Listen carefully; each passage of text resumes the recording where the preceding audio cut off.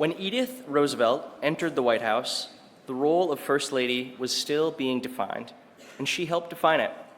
She guided the 1902 restoration of the White House, brought on the first social secretary, managed the family's public image, and served as a trusted advisor and steady anchor to her husband, shaping a role defined not by formal authority, but by influence. This conversation traces the role Edith helped shape and how succeeding First Ladies have influenced public life, civic culture, and the presidency itself through partnership, purpose, and visibility. Please join me in welcoming our distinguished speakers to the stage for our panel, The First Lady and the Modern Presidency, moderated by our own First Lady of North Dakota, Kjersti Armstrong.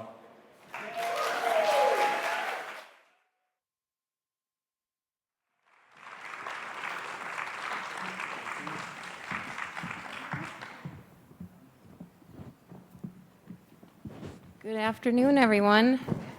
What an amazing week to be an American and, better yet, a North Dakotan. To all of our friends at the library, I am so incredibly impressed and proud of you. The whole team, Robbie, Ed, congratulations. You've created something spectacular that I really think is going to be transformative for anyone that walks through it. So thank you. Great thing for North Dakota, great thing for our country, and also a great thing for the world. I have a group of wonderful women with me here today. First, we have Betsy Fischer Martin to my left. She's an award-winning former news executive who is currently a professor at American University School of Public Affairs and the executive director of their Women in Politics Institute. Her career spans political journalism, public affairs, and higher education, including more than 2 decades at NBC News, producing Meet the Press, and later overseeing political programming. She is excited to begin a new job this fall as the director of the Institute of Politics at Harvard University. So congratulations, Betsy.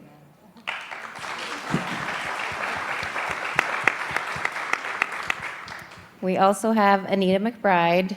She is an internationally recognized expert on First Ladies, White House operations, and presidential history. She directs the First Ladies Initiative at American University, and she previously served as the Chief of Staff to First Lady Laura Bush, so she has some insights here. After 2 decades of White House service across 3 administrations. And to her left, we have Michelle Orton. Michelle is the director of the Theodore Roosevelt Leadership Program and a professor of leadership studies at Dickinson State University. Her work focuses on ethical leadership, civic engagement, and preparing students to lead the life of purpose, service, and impact. And Michelle and I have a little special bond.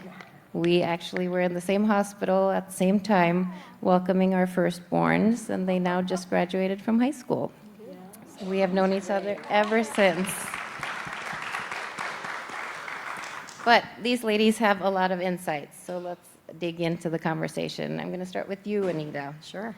The First Lady has influence, visibility, access, and expectations, but she has no constitutional job description.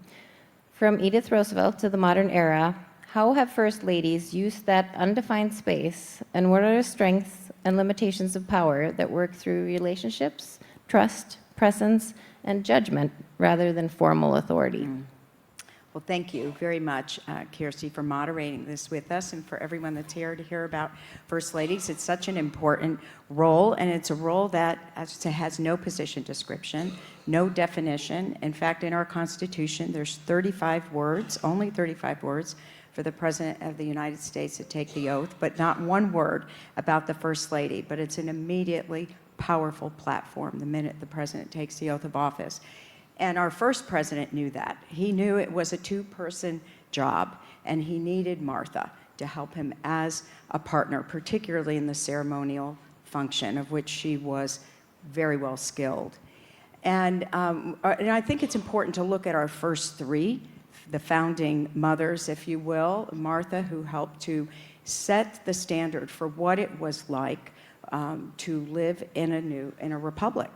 And Abigail Adams, who followed her, tried very hard to emulate the way Martha Washington and her social graces and bringing people together, but she found it hard to hold her tongue, and was an example of a first lady whose influence was so profound on her husband, and really was a woman ahead of her time. So she was an example of how the position can really lead. She was an abolitionist, and for example, and believed in education for women and women's rights. Very famously said, "Remember the ladies," to her husband when he was writing the Constitution, and that was never included, of course, for 133 years. But the following, Dolly Madison, another one who set the standard of bipartisan entertaining. So we have these three, women, and that went unmatched for decades. So we have these three women who are confidants to their husband, who use the social role to set a standard for the new nation, and really, at the end of the day, showed that they were so profoundly devoted to the success of the new country, of which there was no guarantee that it would survive. So they give us an example for first ladies to follow on how to act in a very undefined role, and each of them created it on their own. So I'll follow up with you again, Anita. Edith did not hold elected office, as we just discussed, but she did help shape the modern presidency. She hired the first White House social secretary. She restored the White House. She managed family, privacy, hosted diplomats, and helped create a more disciplined public role around the president. For those who know Theodore Roosevelt well, but know Edith less well, what should we understand about her and her role? Well, she was a first lady of firsts. For example, she was the first lady to travel abroad with her husband. That was to the Panama Canal. I mean, she did come into the White House and helped and ushered in a modern era. She was really the first lady of the 20th century. And by establishing the first professional staff position for a first lady, which was a social secretary, because she came in with this big family and she needed to manage, the expectations of a social calendar, which was so important, but also a private life. So, and also, of course, one of the most important things that she oversaw was the renovation of the White House, an extraordinary change to the physical structure of the White House. The most important is moving all of the staff out of the residence into a new executive wing, which we all know and call the West Wing today. But she was so astute about being close to her husband. She was his eyes and ears on almost everything, every decision that he made. She put her office right next to his, up in the residence, because she did, of course, maintain an office for him up there. And the door was always open, and she would sit there and she would hear, everything that was going on. And Teddy Roosevelt himself, said that later that her judgment was so good that whenever he went against it, he regretted it. But the one thing to know about yes, the governor, where's the governor? The one thing to know about her, too, she played this profoundly important role in diplomacy. And this is during the negotiations of the war between Russia and Japan. Theodore Roosevelt is asked to mediate the conflict. And he needed valuable information that he could not get through official channels. She was the mediator. There's extensive correspondence that we discovered in writing our book, Remember the First Lady, between her and a British diplomat who was in St. Petersburg, Russia, that was providing valuable information of what was happening on the ground. And it helped Theodore Roosevelt in his negotiations, which were successful and for which he received the Nobel Peace Prize in 1906. So she clearly had a role to play Remarkable. there. I had the pleasure of speaking with Maria Shriver last week, and she said that when she took his office as the First Lady of California, the budget for the First Lady's office was earmarked as a project of the governor's. I don't think it remained that way, but I suspect that Edith was not a project of the governor's. No, clearly, and she was successful in getting that one federal position, though, and of course it's grown since. Yes. Moving on to you, Betsy. Roosevelt's public energy was famous, but every public leader has a private architecture of support: family, marriage, friendships, faith, routine, counsel, and home. What do First Ladies reveal about the private conditions that make public leadership possible? And what happens when the public forgets that leaders are always human beings as well? Yeah, it's such a great point, and thank you, Anita, for that download on everything there, because it's fascinating. And when you think about the eyes and the ears, right? So important, that proximity to power and the power that First Ladies have, but they also, we're judging them all the time. That issue of perception. And First Ladies are people too. They're humans, right? And they are often looked at to try to humanize the president in some ways. But you have to realize that there's risks with that. There's this double standard that we talk about a lot when we talk about women in politics, that you have that double bind of being judged on lots of different elements. Are you nice enough? Are you tough enough? Are you this? Are you that? Right? And I think that comes into play with First Ladies as well. And it is a really hard line for them to have to walk. Plus, all of the other responsibilities that are added on, the humanizing, the eyes and the ears, the proximity to power. And I feel like, especially in this modern presidencies and first ladies, that, there's not a perfect formula for this, and we don't always get it right. I think Anita and her time with Mrs. Bush, I thought you all spent so much time thinking strategically about the projects that she was going to do in such a way, and really took a lot of care of that perception.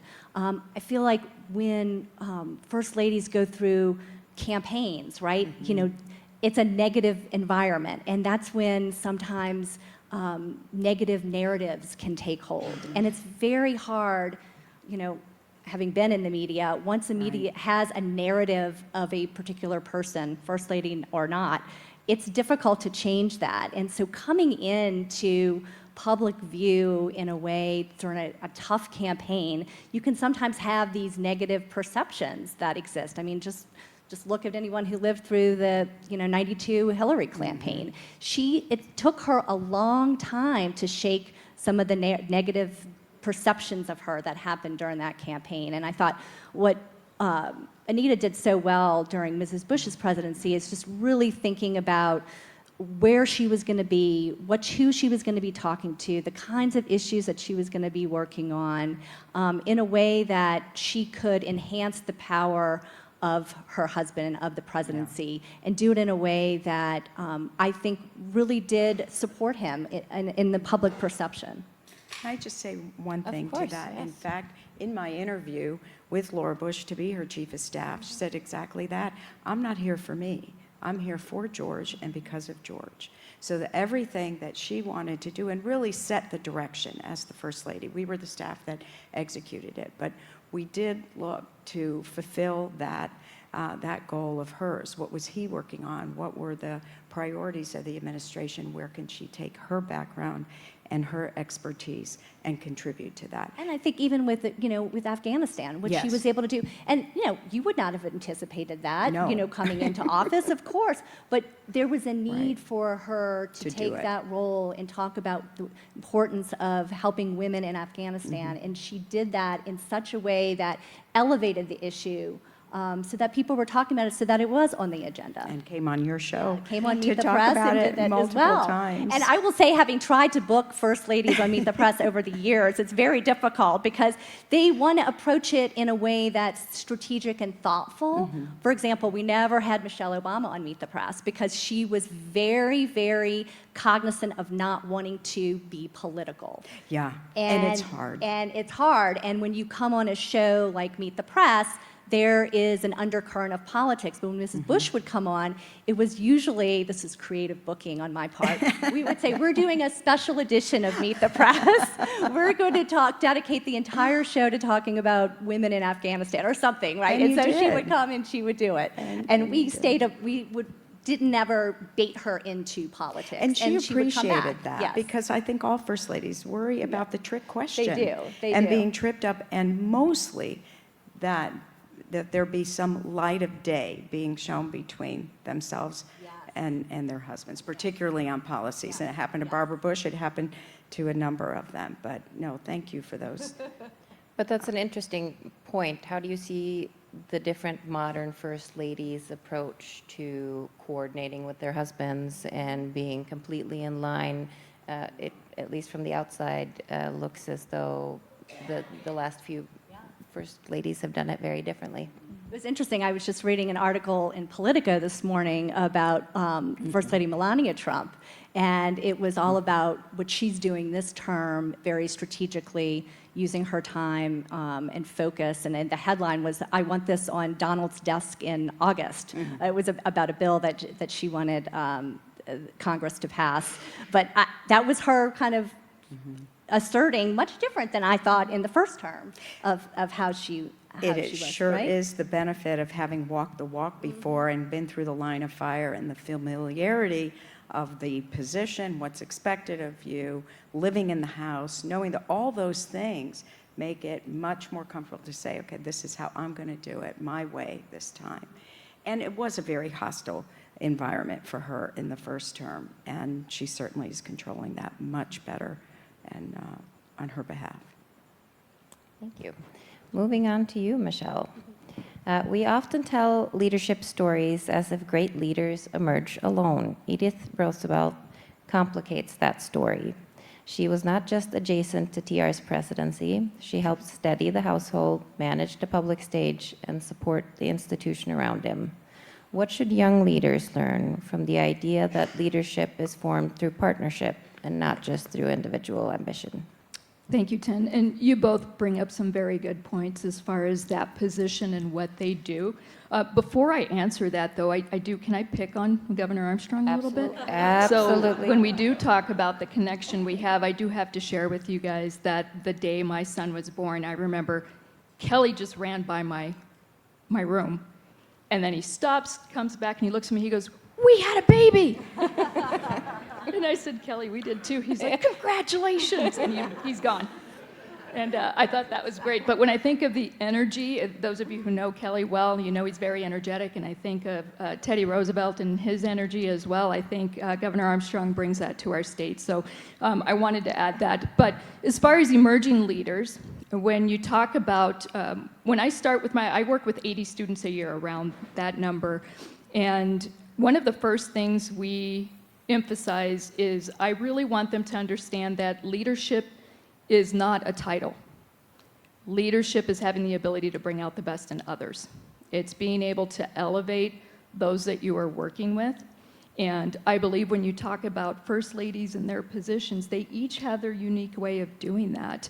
And they understand the importance of making sure that the individual, the president, the person in that leadership position is healthy, is in a shape where they're able to handle any situation. And when they have a challenging day, they are able to come to their safe place, which is home. And they have that individual who they can have those conversations with. And that's truly a leader. In my mind, when we are working with emerging leaders, we talk about the importance of being that person. It's not about the title. It's focus on the mission. What is your mission? Don't focus on receiving credit for what we're doing. And, you know, I coached for several years as well. My husband and I both were college basketball coaches.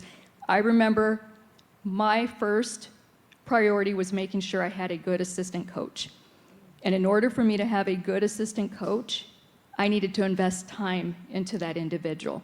And the result of that is when you can have someone you respect, they respect you, trust, accountability, and your players or your employees, your organization, they feed into that, and now you have a culture that wants to accomplish that mission with you. And I believe that the role of the First Lady, they're great role models. When you think about that, they each have their strengths, they understand their strengths, and they're able to use those strengths to elevate not just the president or the person in that leadership position, but they themselves are quiet leaders. And I think that adds so much value to any position. Can I pick up on that one point too about most admired women? And it's been so important when you look at, for the last 30 years, when pollsters ask, what's the most admired woman? It is, for the last 30 years, has always been a current or a former First Lady of the United States. And so when we think about encouraging women leadership, encouraging women to be more involved in politics, these are the women that our young women are looking to. As those role models. And, you know, I think that's really important as the First Lady thinks about their role. They have to also understand, yes, they are supporting their husband, but they are also a role model themselves. May I add a couple of examples to that? As they were both talking, it really reminded me of people like the Lady Bird Johnsons of the world who said, you know, I have a podium and I'm going to use it. And she really is the first Lady of the conservation movement. She cared about our natural landscape. She supported it. She lobbied for it. And the Highway Beautification Act is due as much to her as it is to Lyndon Johnson signing it. And you think of the bravery of someone like Betty Ford, who, after 6 weeks of becoming First Lady, after an already traumatic period, the resignation of Richard Nixon because of Watergate, is diagnosed with breast cancer at a time where the word breast and cancer was never even said in public. There was such stigma associated with it. Yet she went public with it and was famously photographed after her surgery throwing a football to her former football-playing husband to show that, A, my husband's still with me, and B, I can have an active life again. And anyone in the medical community will tell you that women's health is measured in 2 time periods, before Betty Ford and after Betty Ford.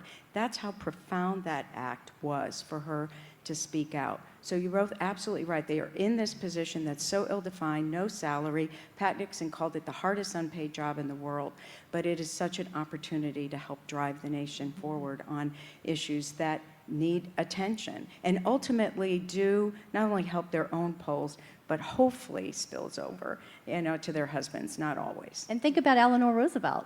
No men in the Absolutely. press corps, so she would hold press conferences and invited just women reporters to That's that. exactly that changed right. the face of journalism in many ways. Most activist First Lady of our history. Of course, she had 12 years to do it, but you know, she begged Franklin for a role.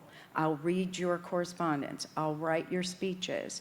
I'll travel for you. He did not want her to have a role, but that's the first thing she did. Within a week, held the first press conference for only female reporters because they were not really included in the president's press conferences. And over her time, did almost 350 of those press conferences and really helped a burgeoning sector of the news, which was women in the news.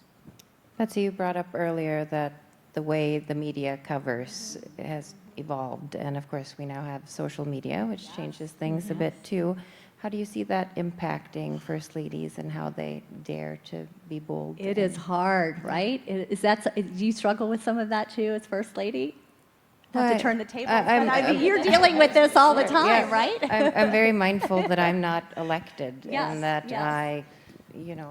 I strive to support Kelly and their administration, and I love to do great things for North Dakota, but nobody picked me to do it, so I try to stay in my lane. Yeah, I mean, I think the amplification of social media, it adds another layer for First Ladies and their staffs to have to think about how they're engaging on all those platforms. It also opens up a lot of incoming negativity that can be fed on as well. You know, when I think about, again, going back to kind of women and inspiring young women to be more involved in public service, one of the main reasons that women say that they don't want to run for office is because of the viciousness of social media and the scrutiny of media at large and the negativity there. And it's a real deterrent for young women to take that step forward and go into public leadership. Well, and to add to that, you think about the private life, and if you have children Yes. as well, and trying to protect the children involved, and that's really difficult to balance as well. And security that goes along with that. Correct. as well. And Michelle, you probably see some of that just in young leaders that you are helping shape, that it can be a deterrent. We talk about that in several of our leadership classes. I also serve on the Dickinson Public School Board, and I serve on the State Association as well. And so I have experience in that as well, as far as the emails we receive, the phone calls, and when you have children in the school system as well, sometimes, those are thoughts that run through your mind as far as if a decision's made that people are not happy about, how do you protect your own kids from that? But as emerging leaders, we talk a lot about, making sure that you stay grounded. I always remind our students, no matter what you go through, handle situations with grace. So make sure you take that step back and reevaluate the situation before you respond to people, and be sure that your response is something that is not going to come back to you later. And those are things, you really have to be thoughtful, which is work, and I'm sure you're aware of that too, Tin. Everything you do, eyes watching. And so that is a difficult position for first ladies and women in those positions, is you're balancing not only your spouse's position, but then your personal life as well. Right. Yep. Okay, let's move on to the First Lady today. The role of the First Lady has changed enormously across the 20th and 21st centuries, from hostess and symbolic figure to advocate, diplomat, policy voice, and culture interpreter. What should we ask of First Ladies today? And what should we stop asking them to do? Anita, I'll start with you. Sure. Well, I think, it is we have an expectation, I think, as Americans, that the First Lady, the President's spouse, use that position for something that is going to help the country or respond to a need. And I don't think that's unfair. It is, you're right, it's not the elected position, and I think we have seen examples of when the line has been crossed, like Mrs. Clinton and being involved in healthcare reform back in 1993 and 1994. That did not go so well. The country was not ready for it. Now, out of fairness to her, the president handed her that responsibility to oversee, and it was more the way it was done, not that it was It also asked fed of into her. that narrative we were talking about earlier, right? About her. Just The the two-for-one. ambitious and the 2-for-1. It Exactly. just doubled down on that. And it was very hard Yeah. to walk back from that until recently, as you say. So I think, these, our expectations are fair, that they, use the position in some way. But I think we also have to understand they have to do what's authentic to them. And they're best at it when they are choosing a project or an initiative that they care about, know something about. It just brings a lot of credibility to it. I think the other thing is, we do expect them to respond to emergent needs too. And I think one of the best examples I can give you of that is after 9/11. And, Laura Bush became a comforter in chief to the nation. No one could have prepared her on January 20th, 2001, when her husband was sworn in, to be prepared for a terrorist attack on the country. But you draw from your own inner reserves to respond to help the nation heal and be soothed and to be calm. So I think, it is, it's a tough role, or it's a tough answer to give you on what we should expect. We should expect them to try and use the position for good, I think, is the In most an basic authentic answer I way can to give you. each first. I strongly agree with that. Betsy, any additional Yeah, thoughts? and I think that authenticity is important, and I think when First Ladies have been able to get that right, it's been most effective. When they haven't gotten it right, or there's a misalignment, and I'm thinking back to Mrs. Trump in the first term when she did the anti-bullying online, Right. which, when her husband was on Twitter blowing up people, it was misaligned in some ways, because it just begged the obvious, like, are you saying this and this is happening on Twitter, right? And so this term, as I mentioned earlier, I think she's being much more strategic and finding ways that she can carve out some areas where she can be effective. And on this issue of foster care and helping children, she has article I mentioned this morning has 2 very positive quotes from congressional Democrats. You don't see that happening about her husband, right? And so she's been able to kind of carve that lane out and is doing it in a very deliberative way, and I think putting some more thought behind it maybe that wasn't available in the first term. I agree. Just to be candid. Well, 100%. TR didn't like being VP because he didn't feel useful, and I think Yes. it's the same Yes, thing, exactly. right? Michelle, any additional thoughts? I would agree with authenticity. I think that's important. I like to use the word pivot, and I feel Mrs. Trump pivoted. Yes. And I think she realized for the second term that she needed to establish a different reputation, and she found her strengths, like you said. And I think that was beneficial to President Trump as well. And I think, we talk about being partners, and I think Edith and TR they had a partnership, a strong partnership. And that is so important in any type of relationship. And we talk in my program about leadership being relational. And I think it's, investing in people, as I said earlier, but I think when they understand each other that way, and the importance of, being there for each other, that partnership to where I've got you, you have me. And I think President Trump and Mrs. Trump, you see that the second term, in my opinion. It's interesting. In the first term, Mrs. Trump was willing to, and going back to something you said, Kjersti, earlier, she was willing to say things opposite of her husband. And one example really is during COVID, when he was from the Oval Office saying you don't have to social distance, you don't have to wear a mask. She's on the front steps of the White House on the North Portico recording a public service announcement for the Centers for Disease Control, encouraging people to social distance and to wear a mask, and really did not get credit for doing that, for having the willingness to really follow what was a protocol, like it or not, was what people thought would help them at that moment. So, and I think to the pivot, her platform now is the same platform. The Be Best platform is what is the basis for all these things that she is doing, but she has made the pivot on a select pieces that really do matter and are important to the country to pay attention about. The rapidly changing technology, particularly artificial intelligence. If you follow the administration's work on this, she's really the leading voice. And I think that that's really very interesting and important and commendable. I agree, and I think the authenticity comes through, that this is something she really cares about. First ladies are often expected to be influential, but then they're criticized when they are. First, some thoughts on that, but also, if we have a first gentleman, do you think that will change that dynamic a little bit? Or when we have a first gentleman, I should say. Sure.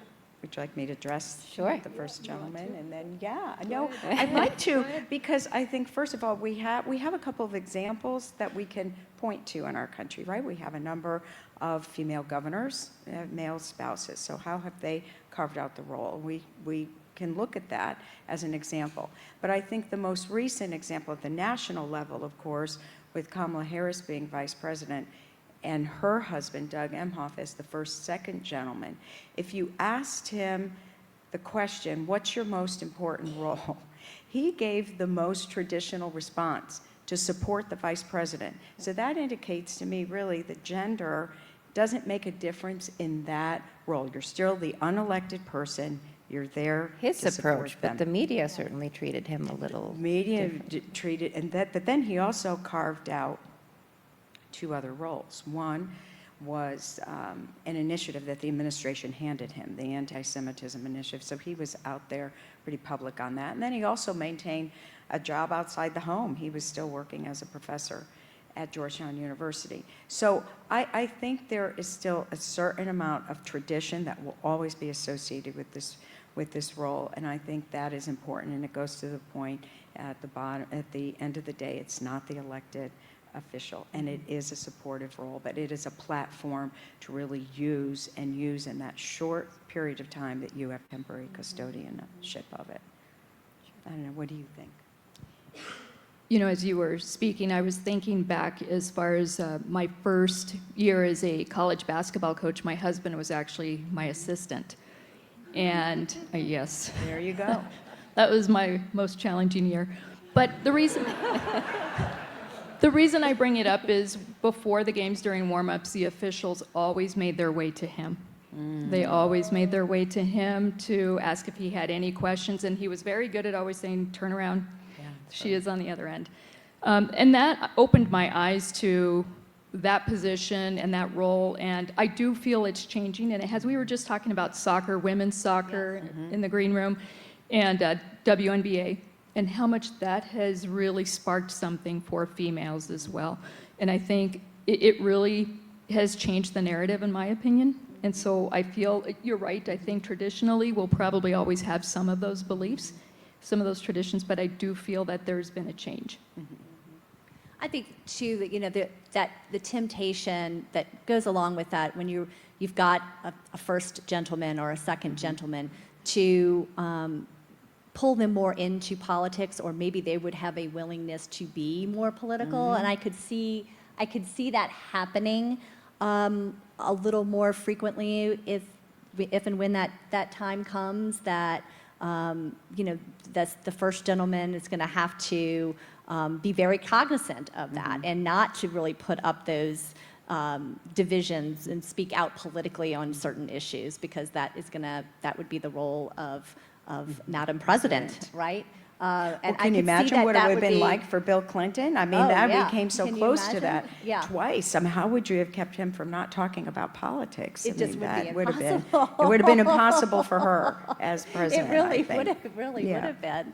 But I was just thinking back to, you know, even after the presidency and thinking about Michelle Obama, and we were at the Obama Library opening 2 weeks ago in Chicago, and his remarks were, you know, very, you know, as you would expect at a presidential library opening, not a lot of political undertones and very appreciative.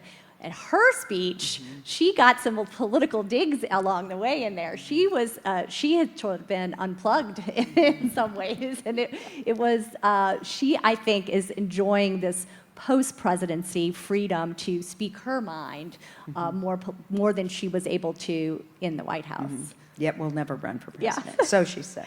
And she's the one too. If you ask, you know, in polls, you know, who would you support for president? I think her numbers eclipse anybody out there in the Democratic Party. But she wants to be political, but she doesn't want to actually be in the arena. Be our Madam President. Yeah.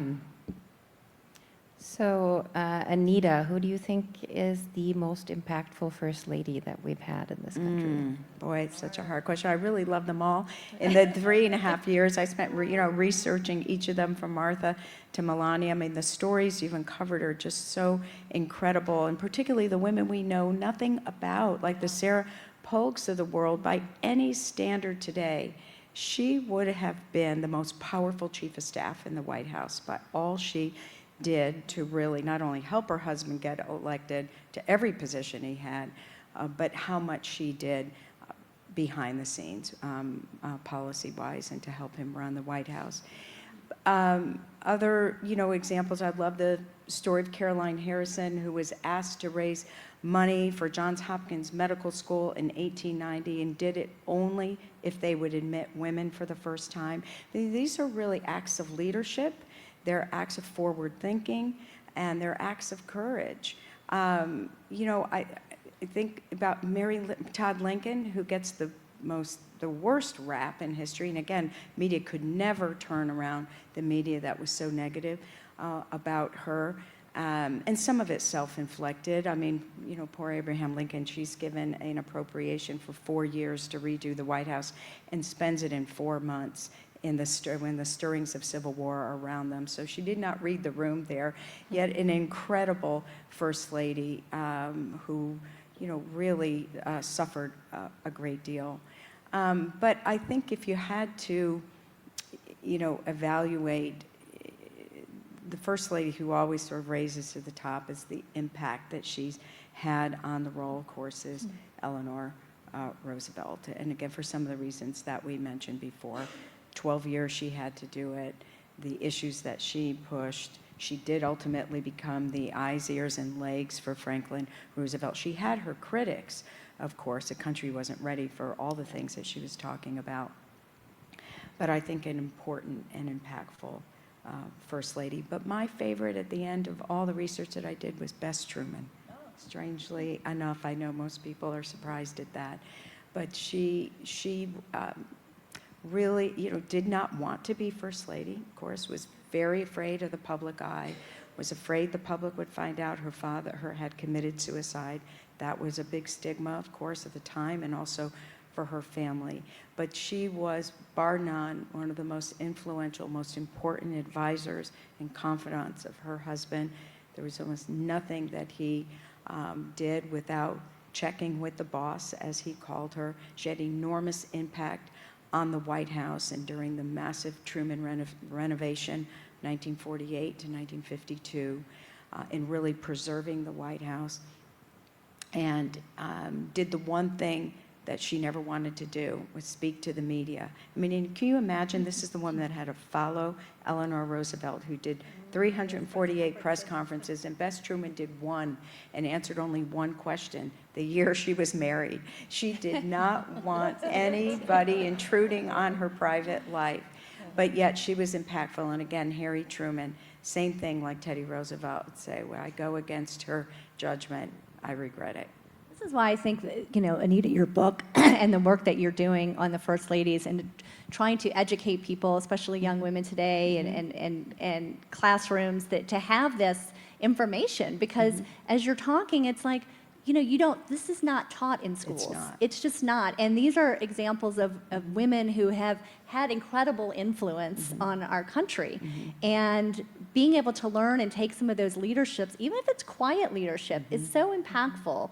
And that's why I think your book is amazing. And Thank you. And thank there is you a for all of the textbook work too, that you do. for anybody, textbook and- university yes. people here. It Yeah. is a textbook as well. Thank you, Betsy.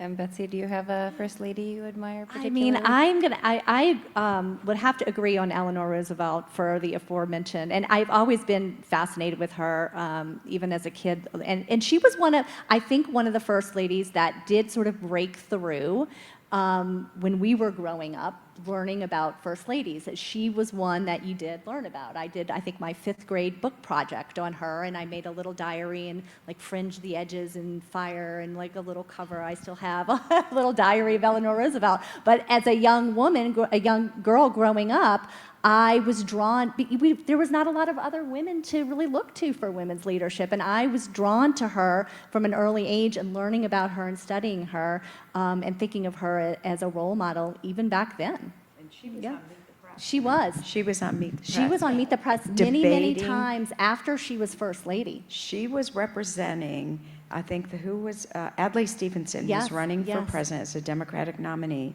and Margaret Chase Smith, the Republican senator from New Hampshire, I don't know who the Republican candidate for president. Yay. She's from Maine. Thank you. Sorry about that. You're from Maine, obviously. But they debated they did a debate on Meet the Press, which is incredible. And she was on also talking about, and was asked the question, will there ever be a female president in your lifetime? And she thought there would be one day a female president, but she said she didn't want to be it. Yeah, exactly. I'll give you a chance to. Okay, for me, I would have to say Nancy Reagan. The reason for that is I was in elementary during those years, and I grew up in Los Angeles, so the DARE program was huge. And for us, I always like to say Nancy Reagan kept us from drugs. Yeah, It was an impactful program when I was growing up, for sure, in the 80s. And she was so criticized for the simplicity of the term, just say no, Just which Say No. was a young student that actually suggested that title to her. And Mrs. Reagan did so much with that program that she's another First Lady, typecast from the beginning, comes into the White House in 1981. The country's in the beginnings of a recession. She spends money on China, not public money, private money, thanks to the White House Historical Association, president of the association, is here today, so he knows that history, but yet could never, in almost her whole 8 years, could not shake the impression of her as too glamorous, too fancy, and which was unfortunate. I think the public began to see her differently only in the later years of her husband's illness and how she took care of him. Well, that was an and example. And change. I'm An sorry. example of what you were saying earlier, Yep. where she tried to use her platform Right. and criticized for Exactly. it. Yeah. Well, we are out of time officially. Thank you so much. you very Thank much. you for Thank your you. insights.